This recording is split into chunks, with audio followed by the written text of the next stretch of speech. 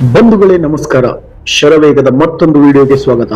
ನಮ್ಮ ಭಾರತದ ಸಂಸ್ಕೃತಿಗಳಲ್ಲಿ ಅದೆಷ್ಟೋ ಪುಣ್ಯಾತ್ಮರು ಹುಟ್ಟಿದ ಇಂಥ ಭರತ ಭೂಮಿಯಲ್ಲಿ ದುರ್ವಿಧಿಯಿಂದ ಅದೆಷ್ಟೋ ಕೆಟ್ಟ ಕುಳಗಳು ಸಹ ಹುಟ್ಟಿ ಅವುಗಳು ಬದುಕುವರಿಗೆ ಬದುಕಲು ಬಿಡದೆ ಧರ್ಮದ ಹೆಸರಿನಲ್ಲಿ ರಾಕ್ಷಸತ್ವ ಮೆರೆದ ಅಂತಹ ಒಬ್ಬ ದರಿದ್ರ ರೂಪಿ ಹೆಣ್ಣು ಮಕ್ಕಳ ಪಾಲಿಗೆ ಕುಲಕಂಟಕನಾಗಿ ಧರ್ಮದ ಹೆಸರಿನಲ್ಲಿ ಆಸ್ತಿಯನ್ನು ಮಾಡಿಕೊಂಡು ಲಕ್ಷಗಟ್ಟಲೆ ಸೇವಕರನ್ನು ಇರಿಸಿಕೊಂಡು ಯಾವುದೇ ಜನಬೆಂಬಲಕ್ಕೂ ಯಾವುದೇ ಸರ್ಕಾರಕ್ಕೂ ಜಗ್ಗದೆ ಬಗ್ಗದೆ ದೇಶ ಕಂಟಕನಾಗಿ ಮೆರೆದ 1995ರಿಂದ 2017ರವರೆಗೆ ತಾನಾಗಿ ಮೆರೆದ ಒಬ್ಬ ದರಿದ್ರ ಧರ್ಮಗುರು ರಾಮ್ ರಹೀಂ ಎಂಬ ಹೆಸರಿನ ದುಷ್ಟ ಧರ್ಮಗುರುವಿನ ಸಂಪೂರ್ಣ ಕಥೆಯನ್ನ ಇಂದು ನೋಡೋಣ.